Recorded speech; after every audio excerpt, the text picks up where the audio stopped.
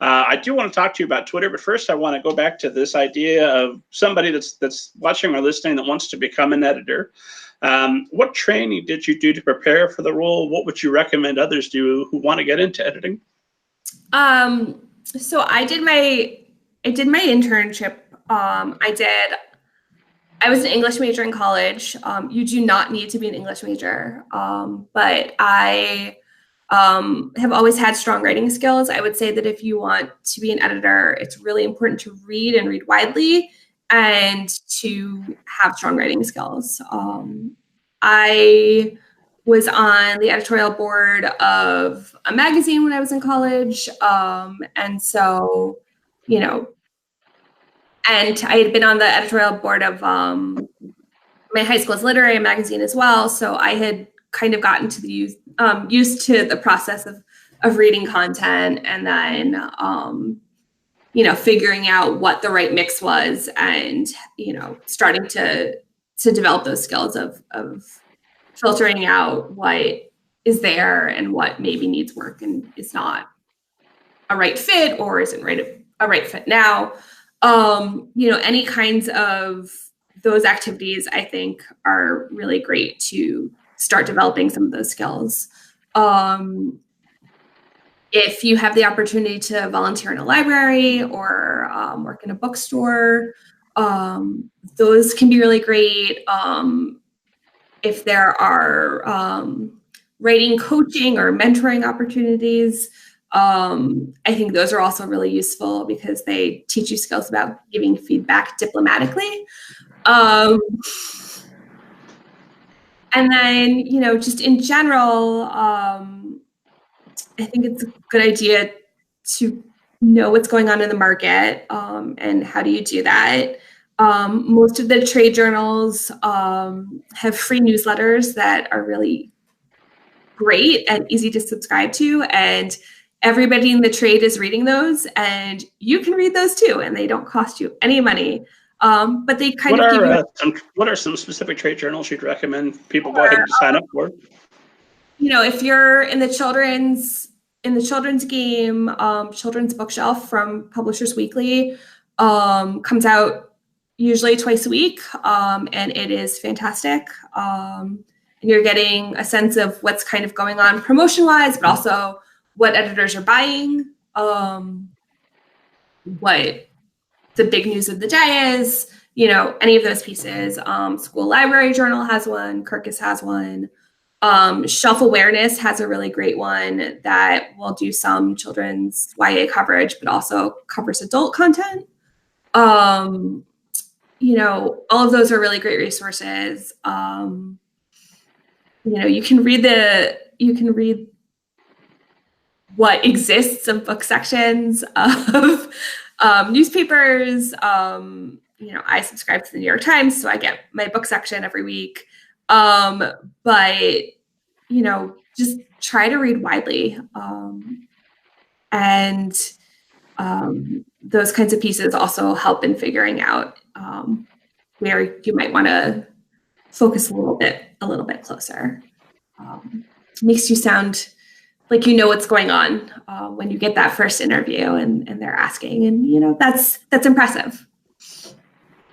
So just having that knowledge going into any interview you can find with a publisher, the more prepared you are for a set job. I think this is something from when I was interviewing. This is something that I, or when I was interviewing, when I was looking at cover letters, this is something that I noticed that always drove me a little bit crazy. So I will offer this piece of advice in the hopes that, some future publishing professional sees this and learns it.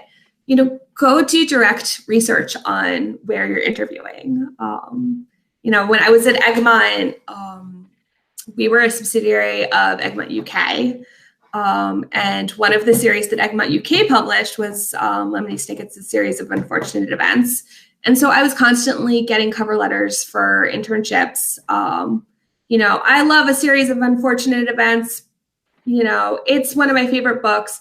Well, that's great, but that's not the company that you're interviewing with. And we have a website and you could easily see what we do publish. And so to me, that told me that they had sort of put a little bit of work in, but hadn't really done the work.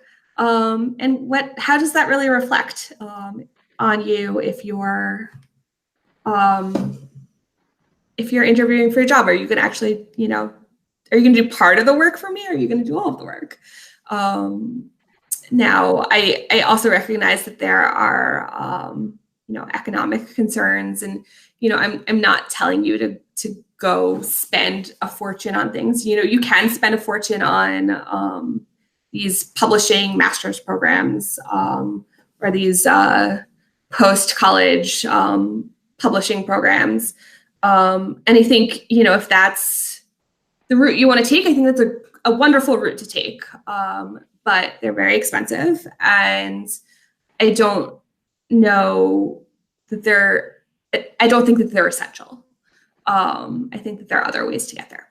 So back when you were checking cover letters and deciding who to interview, was that not much of a difference maker either way? Yeah, I would see that you did that. That was great, but that didn't mean that I gave you any more weight than somebody who had been a bookseller or somebody who had,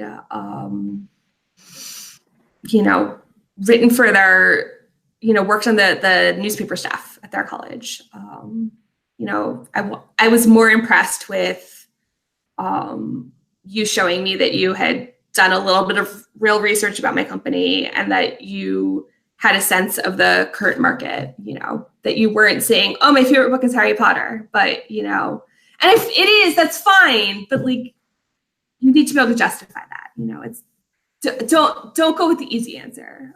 Go with the I actually am invested in this industry answer. Well, justified. I mean, if you'd said the Fellowship of the Ring, I'd said, what are you even talking about? But Harry Potter, especially if you said Harry Potter and the Goblet of Fire, fair enough. That makes sense to me. But you should probably follow that up with 2 or 3 current books that have just come out within the last year that you also really enjoyed. I think current books are always, and they don't have to be, like it published yesterday. But I think current reading shows that at least you have a sense of what's going on now, not what was going on, if you're interviewing and you say that your favorite book, or if I say, what's the last book you read? And you tell me Harry Potter, if that's what that's the last kid's book you read. Well, if that's because you reread it every year and it's, a very important part of your kind of reading aesthetic and culture, well, we can have a conversation from there. And maybe we talk about some other things that you love about that, but then we can branch into other books. If that's because that's the last kid's book you read, then you're probably not suited for a kidlit job where you really need to know what's going on now. So that's kind of how, perhaps you are, but you're not showing yourself well that way, I would say.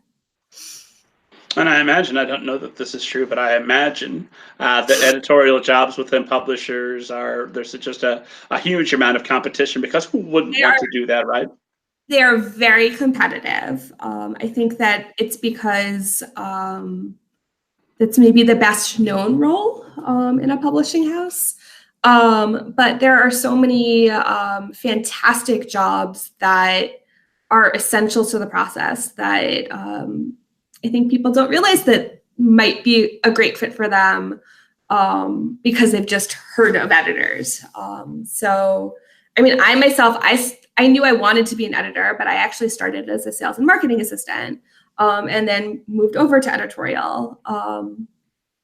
If you know what you want to do, you should do the thing you want to do. You should go in at that. Don't try to get a job to switch. But if you aren't sure, then, perhaps there's some more research to be done.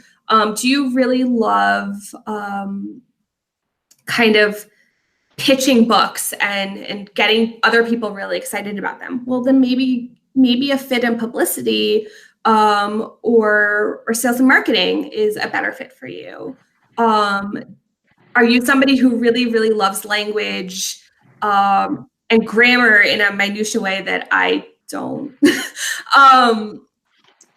you might be really great at the copy editing, proofreading side. Are you really great at keeping things on schedule and sticking to that kind of game plan and making sure all of your friends are on schedule too? Managing editorial might be really great for you. There are so many different facets that are really exciting. Do you love the idea of taking a book and then turning it into a movie or an action figure? That's subsidiary rights, and it's super fun. But who's heard of subsidiary rights or knows that that's, something you could do for your living? So I think that's part of why it's so great that there's become so much more open communication from publishing professionals about what they do and why they love it and they're passionate about it. And that I think social media has made it a little bit easier. Social media and forums like this have made it a little bit easier to kind of open up to the broader spectrum of what's out there.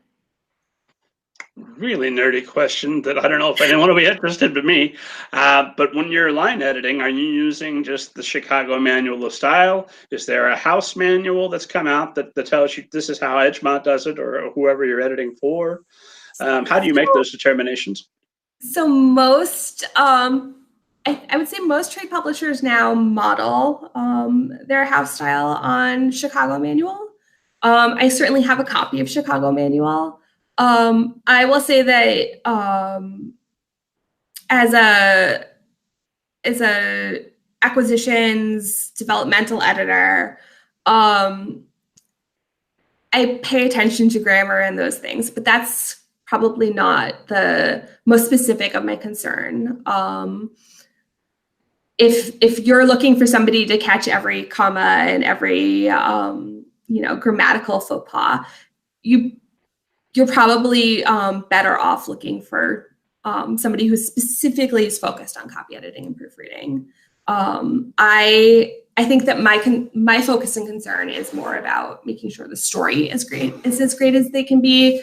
And there are people who are really focused in and amazing at making sure that all of those mechanics are polished and beautiful.